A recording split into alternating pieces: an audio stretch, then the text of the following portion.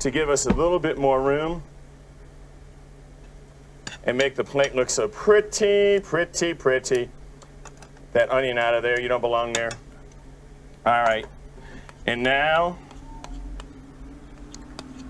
all right, we take 1 spoon, okay? 1 spoon, and just judiciously put it right in the center, and then a little sprig of some fresh mint. And to me, that is just a beautiful, healthy, balanced meal, some great carbs in it. You know, let's turn that around. Isn't that perfect? I mean, it's just such a pretty dish. And I think that's kind of the key too. I mean, you got to admit, you eat as much with your eyes as you do with your taste buds.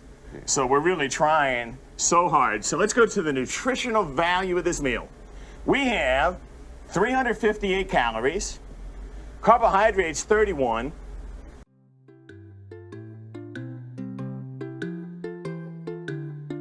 sprig,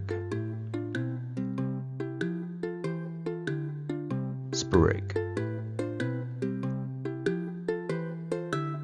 sprig,